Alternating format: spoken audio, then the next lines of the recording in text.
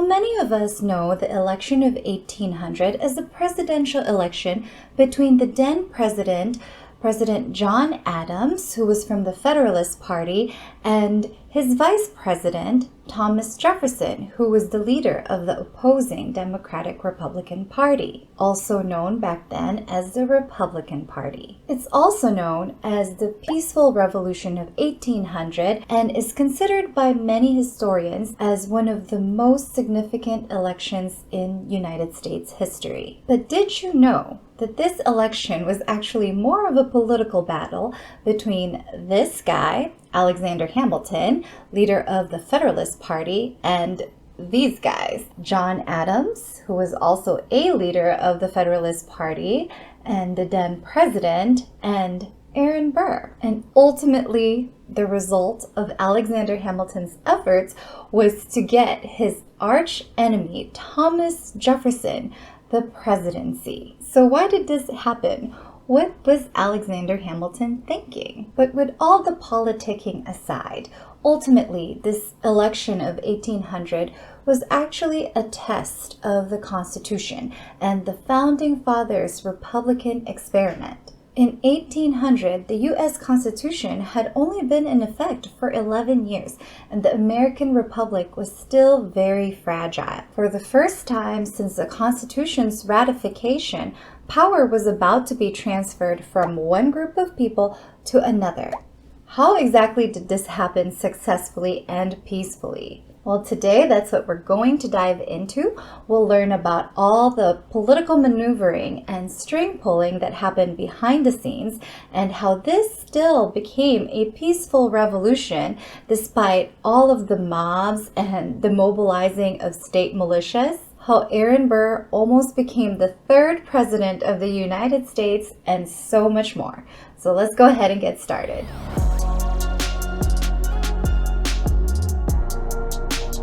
Before we can get a good grasp of what actually happened during this year, it's really important to understand the context in which they happened. So, in 1800, again, the Constitution had only been in effect for about 11 years, and there was only 16 states in the Union. These 16 states included the original 13 states, plus Vermont, Kentucky, and Tennessee. So, how did elections work for presidents back then? According to the Constitution, the president would not be directly elected by the people. Instead, each state got a slate of electors or a set of electors who would then vote for who the next president and vice president would be. Each state was given electors based on the number of congressmen they had. So each state, remember, had 2 senators that they got to send to the U.S. Congress. In addition, they also got to send representatives to Congress based on their population, with the southern states having the ability to count each of their slaves as 3/5 of a person. So, the number of electors for each state amounted to the following. Delaware had 3, Pennsylvania had 15, New Jersey 7, Georgia 4, Connecticut 9, Massachusetts 16, Maryland 10, South Carolina 8, New Hampshire 6, Virginia 21, New York 12, North Carolina 12, Rhode Island 4, Vermont 3. Of those 16 states, 6 of them had enough slaves so that their population count would actually be impacted by the 3/5 clause. These were Delaware, although it was in the process of emancipation, Maryland, Virginia, South Carolina, North Carolina, and Georgia. So each elector was supposed to cast a vote for 2 people, and at least one of those people could not be a resident of their state. And they didn't have to differentiate between who they were voting for president or vice president. Instead, the person with the most votes would become the president, and the person who was in second place would become the vice president. Remember, when the Founding Fathers wrote the Constitution, they did not consider the formation of political parties, and this actually hurt John Adams when he won the presidency in 1796, but had the leader of the opposing party, Thomas Jefferson, as his vice president. So this time around, the parties planned around this and actually organized around two candidates, a candidate meant to be a president and a candidate meant to be a vice president, for the ballot. So next background information we need to establish is exactly how were electors chosen. So today we've come to a point where the president is pretty much chosen by the people in each state through popular elections. What happens is that people would vote for the set of candidates that they would like to win the president and the vice presidency. And then these are usually party related. The party whose candidates won the majority of the votes would then get to choose the electors who would make that direct vote. These electors would then choose the candidates from their party. And so in this way, they reflect the will of the majority of the people in their state. But that's not exactly how it worked back in 1800. In 10 of the 16 states, electors were chosen by the state legislatures. That's the state government. So that depended heavily on who was currently in power in the state government. In 3 states, there were district elections for the electors. That means that people would vote within their districts to choose the electors. Not the president directly, but the people that would vote for the president. And in 2 states, there was a general statewide election that would have the people choose who their electors would be. Again, electors, not the president or vice president themselves. And finally, in one of the states, there was this curious combination of district elections and legislative choice, where again, the state governments had a hand in choosing who the electors would be. And once the electors were chosen, each state actually had different days and times throughout the election year that they did their voting. So keep that in mind as the story unfolds. Now, I want you to take a minute and absorb these facts.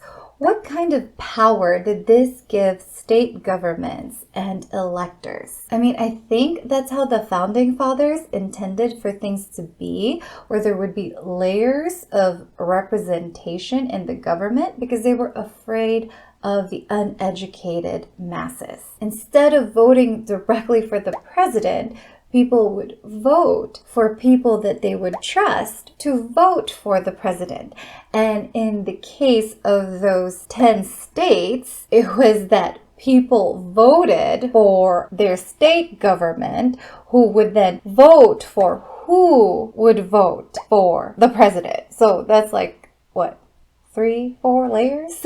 After all, we were designed to be a republic, and that means it's a government of representatives by representatives. I know people today gripe about the Electoral College, but just thinking about how things were in 1800, wow, we've really come a long way. Oh, and also, did I mention that states could also change the laws at any time during this time so that things would become more efficient or go faster, and that they actually did. Okay, now, in case of a tie, right, with the Electoral College, if there was a tie, the decision for who would become president would then go to the U.S. House of Representatives. Now, if you think about it, the election by the Electoral College is actually based upon population, because each state got their number of electors based upon their congressmen, which is basically based upon the population if you look at both the Senate and the U.S. House of Representatives together. So bigger states, or those states with larger populations, had an advantage in the Electoral College. Now, to break the tie,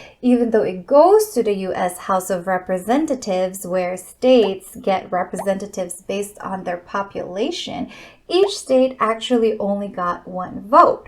What would happen is that their set of representatives had to come to an agreement or vote, and they would vote as one unit. This tipped the power more towards small states, or those states with the lower amount of populations, because they had a greater say. The next thing we need to know about is lame duck. The lame duck. Okay, considering that officials in the state government and in the U.S. House of Representatives had such a significant impact in choosing who would become president, it's very important to understand the concept of a lame duck official, or lame duck Congress, or lame duck period. So the term lame ducks refers to a transition period or unofficial, right? A lame duck official is an official who has been voted out of office during that election year. However, they still have several months, and in this case, in our case, for this story, the officials, the lame duck officials, had almost a year to serve left before they were officially replaced by their counterparts who had won the elections. So the period of time between election day and inauguration day is sometimes referred to as the lame duck period, especially for those officials who have been voted out of office. Now let's move on to the who in the story.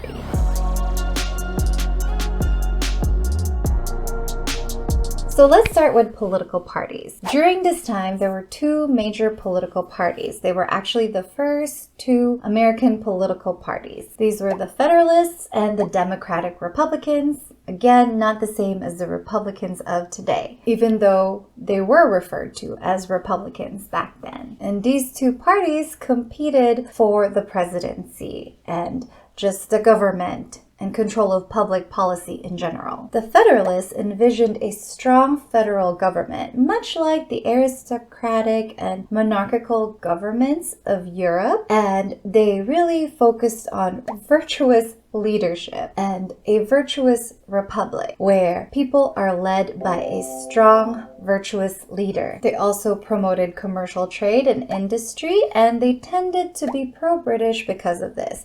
They were led by Alexander Hamilton, who used to be the Secretary of the Treasury under George Washington and was responsible for creating a strong economic plan for the country, but also created a very strong federal government in the process. So by 1800, the Federalists were becoming more disunited. They were very much united initially under George Washington, but as different events happened, they became more and more split. Finally, under the presidency of John Adams, who came right after George Washington, the Federalists had definite factions within it. One supporting John Adams and one that wanted to see somebody else, a different Federalist, as a president. And this faction was led by Alexander Hamilton.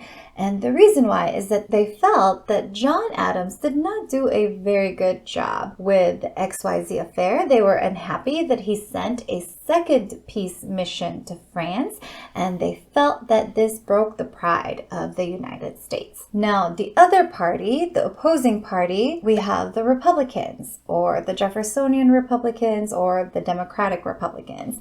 And this was headed by Thomas Jefferson. And for them, they envisioned a country that would be led by a weaker central government. In fact, Thomas Jefferson initially preferred the Articles of Confederation and really held on to the thought that the United States should be a loose confederation of independent and sovereign states that were tied together by a weaker central government, rather than a country that was a cohesive whole that had states that were subordinate to a strong federal government. They had a vision of something called an agrarian republic, where the country would be made up of small independent farmers that didn't have to rely on manufacturers or on foreign countries in order to survive. They also didn't emphasize virtuous character as much as the Federalists did.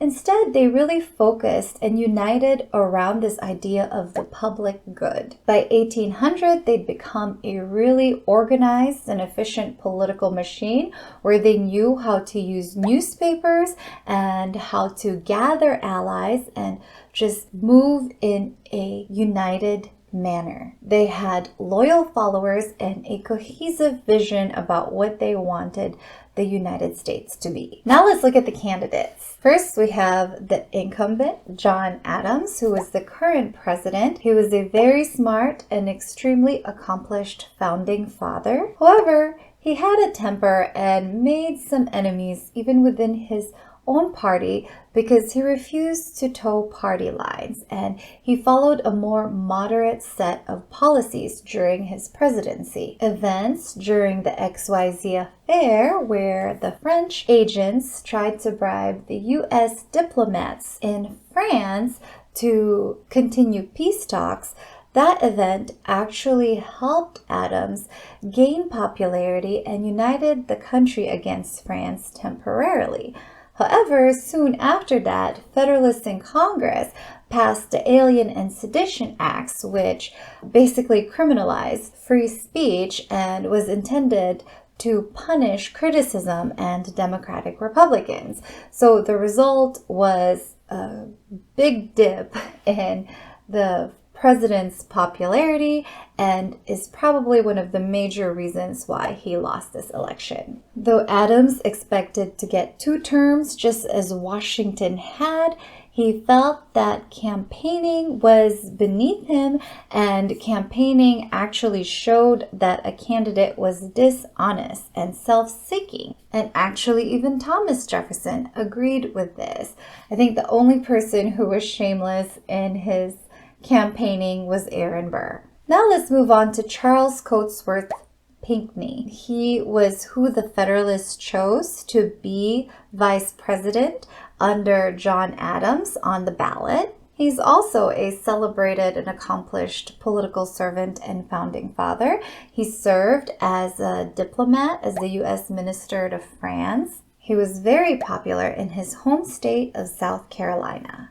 Now, for the Republican Party, they also had 2 candidates. One they intended to be the president and the other the vice president. Let's start with Thomas Jefferson, the candidate they wanted to be president. As many of you know, he was an accomplished and very intelligent founding father and nationally known political servant. He served as vice president under John Adams and Secretary of State under George Washington, and in addition, he wrote the Declaration of Independence. Again, like John Adams, he felt like public campaigning was seen as dishonest and self-seeking for candidates, so he relied on his followers and the party to actually campaign for him, but he did move behind the scenes. Finally, we have Aaron Burr. Aaron Burr could have easily become a Federalist, and he actually never seemed to have any ideas about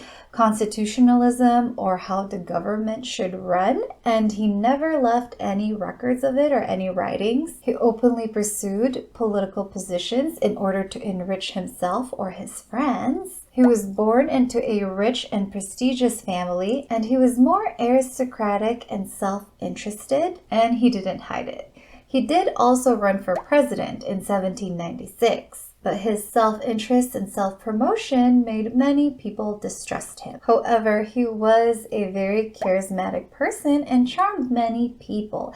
In addition, in 1800, he was able to flip the state of New York so that previously, where Federalists could choose all 12 of the electors, now, for the election of 1800, Democratic Republicans would choose all 12 of New York's electors. And he did this through sophisticated political tactics and organizing a unified Republican Party in New York City. So this made him a prominent Republican figure, and he was rewarded by having the party nominate him as a candidate that would run with Thomas Jefferson with the intent that he would become vice president. And so again, for many of these candidates, they didn't run their own campaigns. It was more of like party followers and friends and allies. Now, there's another important person we really need to talk about, even though he wasn't actually on the ballot. And this is Alexander Hamilton, leader of the Federalist Party. Again, he served as George Washington's Secretary of the Treasury and created a strong economic plan for the United States so that we could pay off the national debt and create a strong federal government. He had to retire from his post because he didn't make enough money to support his family, ironically. And even though this was the case, he was actually still moving very much behind the scenes convincing allies and writing letters, publishing letters in newspapers to influence public opinion. Because this economic plan created a national bank and enriched bankers and the merchant class, Alexander Hamilton was deemed too unpopular to actually run for president and win, and that's why his name wasn't actually on the ballot. But again, like I said, he was very much pulling the strings behind the scenes, so much so that two of John Adams's cabinet members, James McHenry and Timothy Pickering, were more loyal to Alexander Hamilton than they were to John Adams. And Alexander Hamilton worked behind the scenes so that he could try to influence John Adams through these cabinet members.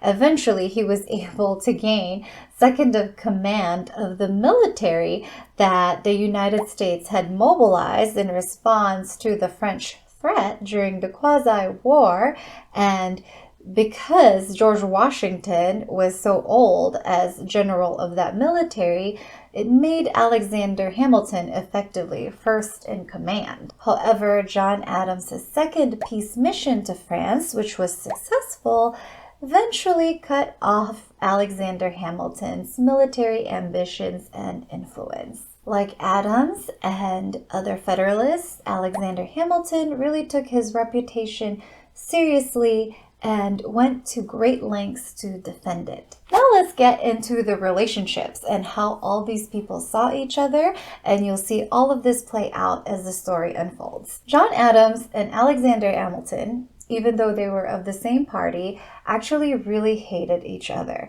In fact, John Adams thought Alexander Hamilton was one of the most, if not the most dishonest person he had ever met. Like Thomas Jefferson, John Adams saw Alexander Hamilton's political maneuvering as dishonest and manipulative. Alexander Hamilton, on the other hand, looked down on John Adams because of his temper and actually saw him as incompetent and lacking the skill to be the president of the United States. He saw him as a vain, jealous, short-tempered person. Next, we have Alexander Hamilton and Thomas Jefferson, and as leaders of their opposing parties, they were actually arch enemies. And in fact, they weren't just leaders of their respective parties, they were actually the fathers of their respective parties. They worked together in George Washington's cabinet.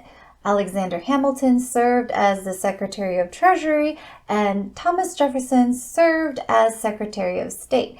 However, their diverging visions of what the United States should become is actually what led to them organizing political parties. And mostly it was Thomas Jefferson responding to the actions of Alexander Hamilton. They became bitter rivals, and eventually it led to Thomas Jefferson resigning his position in the cabinet under George Washington. Seeing how Alexander Hamilton moved behind the scenes and did a lot of political maneuvering made Thomas Jefferson see him as a dishonest and manipulative individual. They both felt that the other was harmful to the American Republic because of the ideas that they believed in. Next, we have Aaron Burr and Alexander Hamilton. These two have had a long political and personal rivalry. They were both from New York and ran in pretty much the same social circles. And Alexander Hamilton started to publicly oppose Aaron Burr and try to stunt his political career when Aaron Burr successfully took a U.S. Senate seat from Alexander Hamilton's father-in-law. Alexander Hamilton would continue to say and write criticisms of Aaron Burr, so much so that in 1804, Aaron Burr would challenge Alexander Hamilton to a duel and would end up killing him. Finally, we have John Adams and Thomas Jefferson. They're old friends all the way from the Revolutionary era, and they admired one another and saw each other as talented. They had great respect for one another, but eventually they became distant as soon as Thomas Jefferson served as vice president under John Adams. And this is because of their diverging political beliefs. John Adams was hoping that Thomas Jefferson would be as loyal to him as a vice president as John Adams was to George Washington. However, this wasn't the case, and John Adams felt increasingly disappointed and betrayed by Thomas Jefferson. And now they were openly competing against one another for the presidency, or at least their friends were publicly campaigning for them.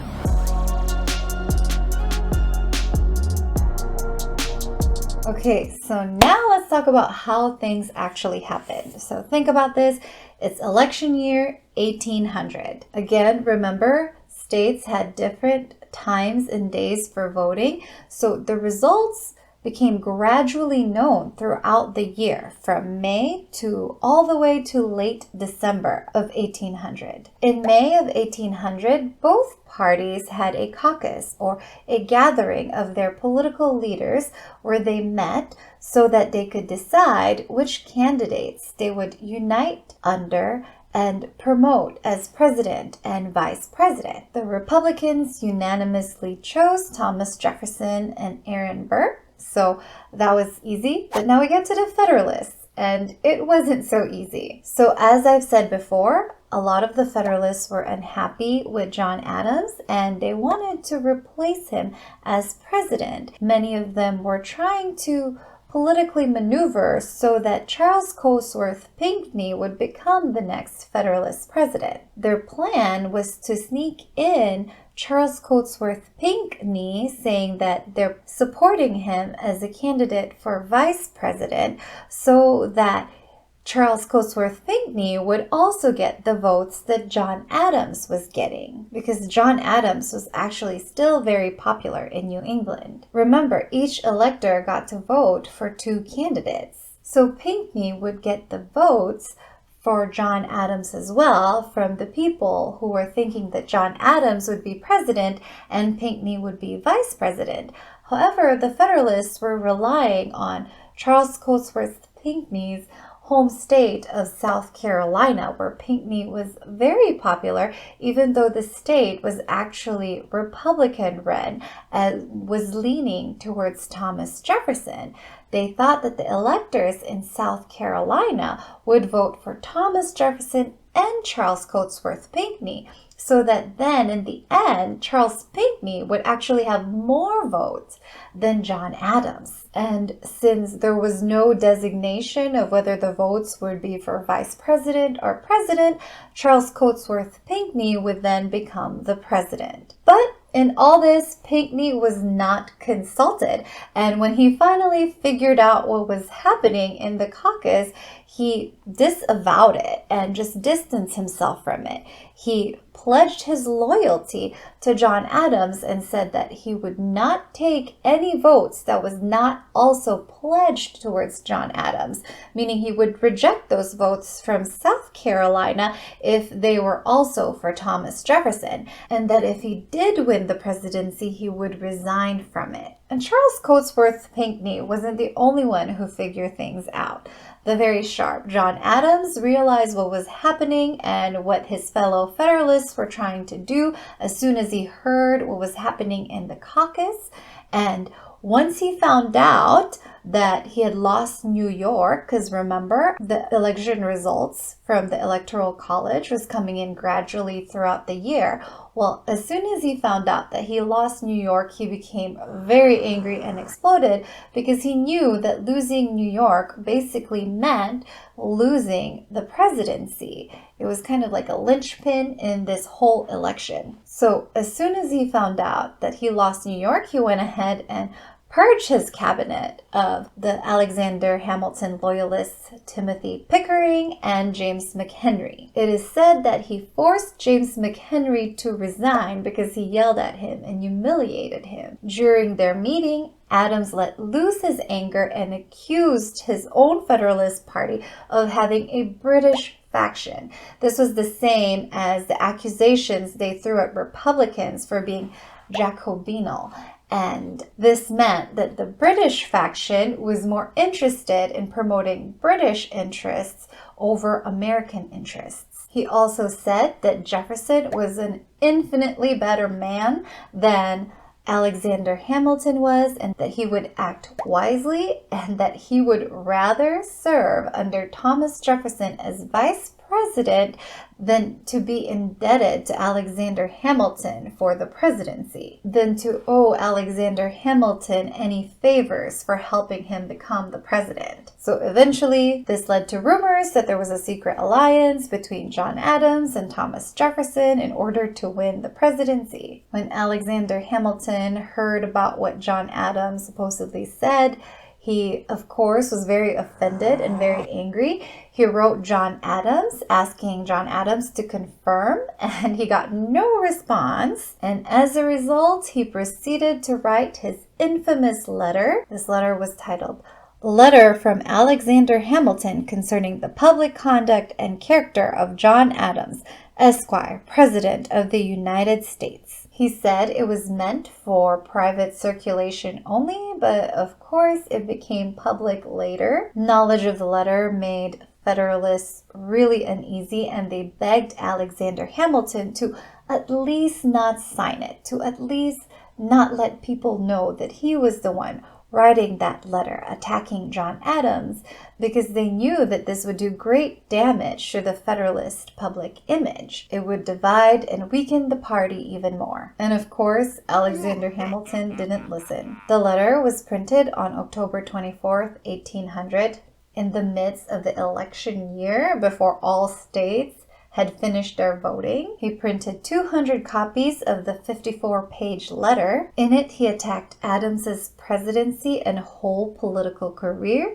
He accused Adams of being unfit to be president. Hamilton also tried to defend his own reputation and public honor against Adams's accusation that he belonged to a British faction in the Federalist Party. But then, at the end of the letter, he states, "Oh, I don't mean to take a single vote from John Adams, but he just spent 54 pages attacking the guy." This was a disaster for the Federalist Party. Alexander Hamilton, their party leader, basically attacked John Adams, the guy they were putting up as candidate for president, openly and publicly before the voting had even ended on an election year. All Federalists were appalled. Alexander Hamilton's letter not only made public the divisions within the Federalist Party, but it also revealed some private information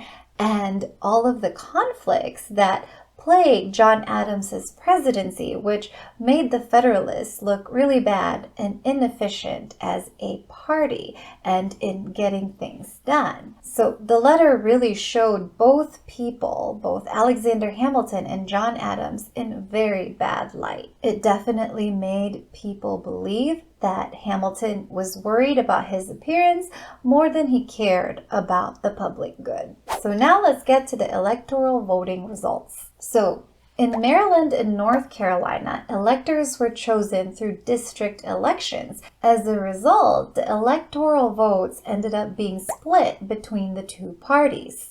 In Pennsylvania and New Jersey, the state legislature, the state government, got to choose the electors. In Pennsylvania, the state house was Republican and the state Senate was narrowly Federalist.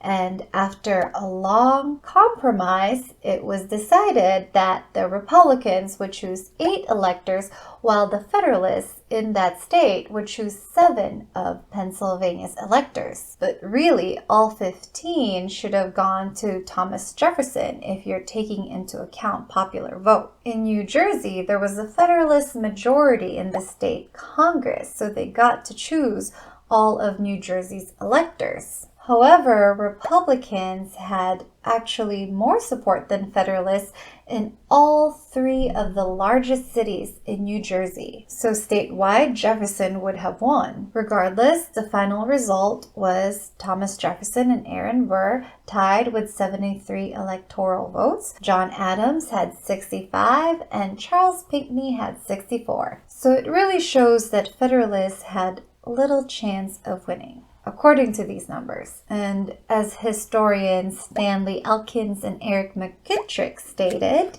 in any case, the clearest indicator of the popular will in the country at large was the congressional elections of 1800. They brought, for the first time, a sizable Republican majority of 65 to 41 in the House of Representatives, more than reversing the Federalist majority of 63-43 in the previous Congress. So they're saying in this election year of 1800, people didn't just vote for the president, they also voted for new congressmen, and the Republicans won the majority in Congress for this election year. However, remember, they would not start their new term until almost a year later. So this means that the Federalists that they would be replacing are called lame duck officials.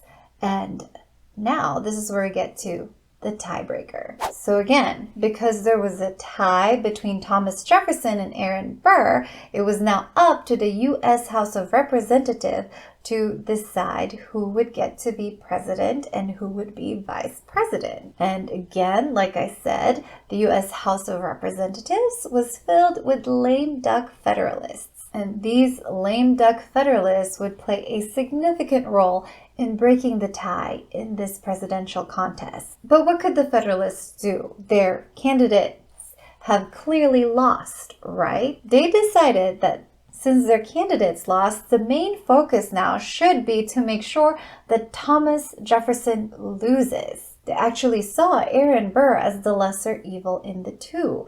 They thought that Aaron Burr was more flexible and can be more easily politically influenced. And indeed, Aaron Burr would actually switch parties only several years later. Federalists thought that if they helped Aaron Burr win the presidency, then he would realize that he owed the Federalists for helping him win, and that he would be more likely to cooperate with them than would Thomas Jefferson. So in this lame duck House of Representatives, only 8 of the 16 states had Republican majorities. However, Jefferson needed a majority of the 16 states in order to gain the presidency. That means he needed the votes of 9 states in order to win. So the Federalists thought that they had 2 options.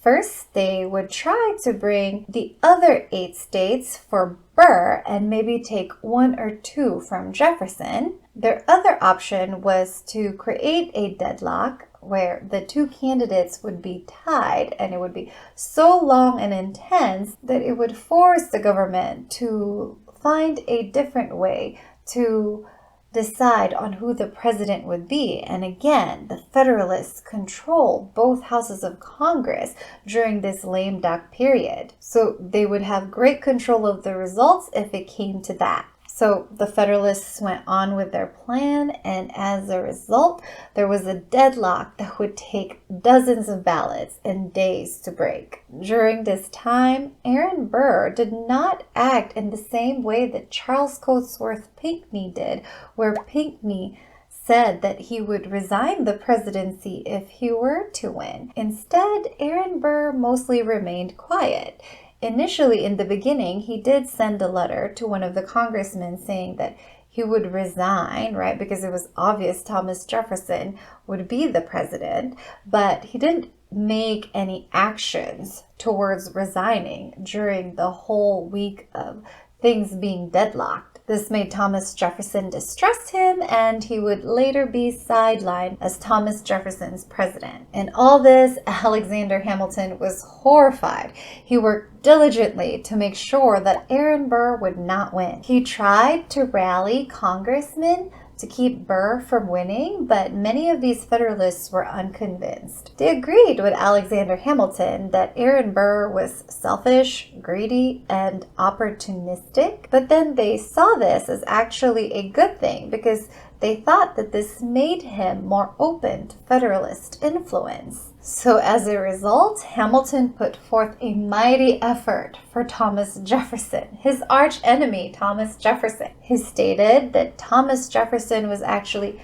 not an enemy of the executive power, and that Thomas Jefferson was temperate and cared about his public reputation. So he wouldn't do anything crazy, and he wouldn't dismantle any systems of government that the Federalists had set up that was already working. For example, Alexander Hamilton's financial and economic plans. Aaron Burr, on the other hand, according to Alexander Hamilton, had no principles whatsoever, and that he was greatly unpredictable. Alexander Hamilton believed that nothing would prevent Aaron Burr from dismantling the government if it meant more money and power for him. And remember, again, right, the United States was very young under the Constitution during this time and was in a very fragile position. And so Alexander Hamilton was very worried. So Alexander Hamilton wrote all these ideas in his letter to Delaware's only U.S. House of Representative, James Bayard. Bayard was a Federalist and was already leaning towards voting for Burr at that time. He was very important because he was the one representative of Delaware, and he had the power to decide a whole state's vote, whereas the other states had multiple representatives who had to vote or compromise in order to come to one decision for the one vote of their state. So, voting in the U.S. House of Representatives went on for 6 days, and it took 35 deadlocked ballots. Each time, Thomas Jefferson got 8 of the states, Aaron Burr got 6, and then there were 2 that had a tie. These states were Maryland and Vermont. The Federalist representatives from Vermont and Maryland had previously agreed that they would vote as a unit with Delaware. And the representatives in Vermont and Maryland had tie votes with their Republican counterparts. So they could either vote with their Republican colleagues and vote for Thomas Jefferson, or they could vote for Aaron Burr along with Delaware to keep the deadlock. In the meantime, there was strong unrest as this voting went on in the U.S. House of Representatives.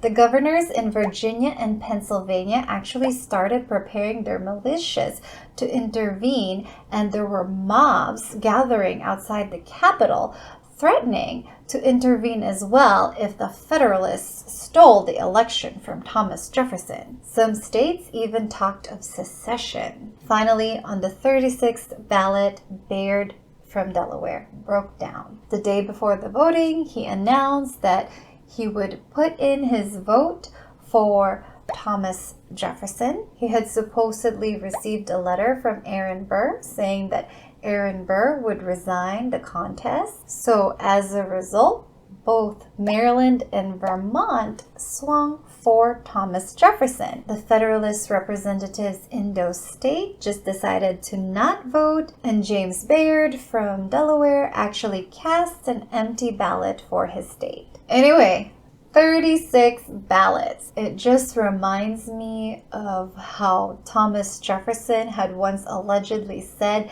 that the French needn't worry about John Adams because John Adams was only president by a handful of votes. And here's Thomas Jefferson, president after 36 ballots.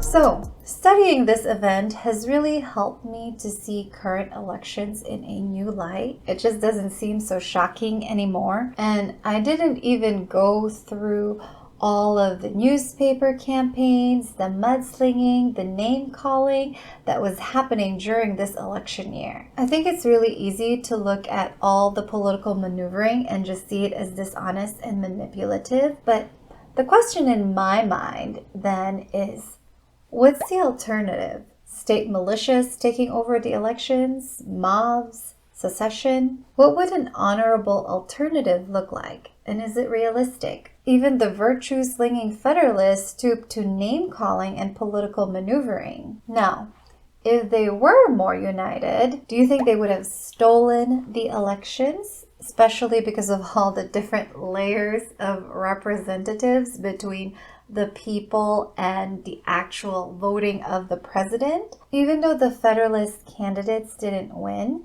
the party still tried very hard to make sure that the opposing candidate, Thomas Jefferson, would not become president. But is Thomas Jefferson even indeed the rightful winner, whatever that means? How much of an impact did the Constitution's 3/5 clause have on handing Jefferson the presidency? Remember, the 3/5 clause counted as every slave in a slave state as 3/5 of a person, even though they weren't treating slaves as people. So, according to historian John Ragosta, if the 3/5 clause hadn't been in effect, John Adams would have won the presidency by a vote of 63-61. Is it accurate to count each slave as 3/5 of a person when it comes to determining the number of electors and representatives from each state? During this election of 1800, about 80% of the electoral votes from the South went to Thomas Jefferson, and only 27% of the North's electoral votes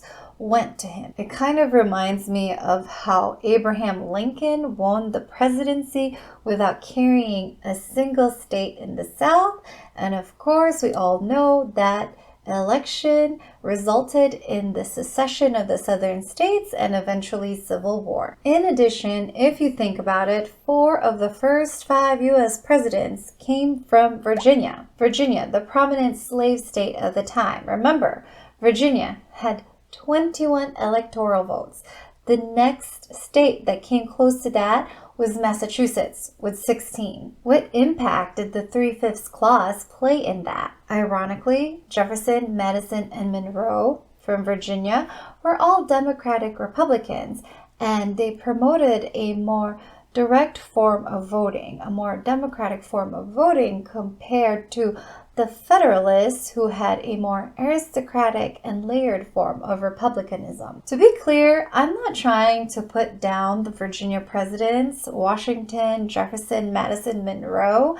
They all were instrumental in the shaping of our country and laying the foundation to a great government. I think the point in all this really is that it shows how the Constitution is a work in progress. Yes, the election revealed grave constitutional flaws, especially with the deadlock in the U.S. House of Representatives between 2 candidates from the same party. But I think this event also shows the strength of the Constitution. Again, it had only been 11 years since the Constitution had been ratified. This was a test, the first election where power would be transferred from one party to the opposing party, and power successfully passed between the 2 parties peacefully. Furthermore, the Constitution was soon amended to solve the problem. The 12th Amendment made it so that there would be separate votes for president and vice president.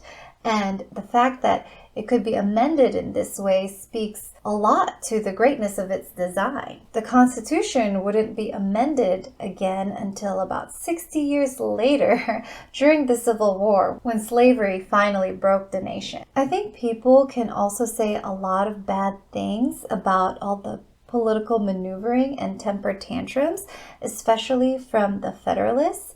But I think that's very easy to do when that's the worst that happened. With the mobilization of mobs and militia, talks of secession, especially from Thomas Jefferson early on during the Alien and Sedition Acts, and seeing what actually did happen during the Civil War 60 years later, I don't think you can say that violence was improbable or even far-fetched. So that's something to think about. There are so many more questions I want to discuss, especially about the power of the Electoral College and the extent of republicanism and democratic voting, but this video has already been way too long and we'll just have to save it for another time. I hope this has been helpful to you.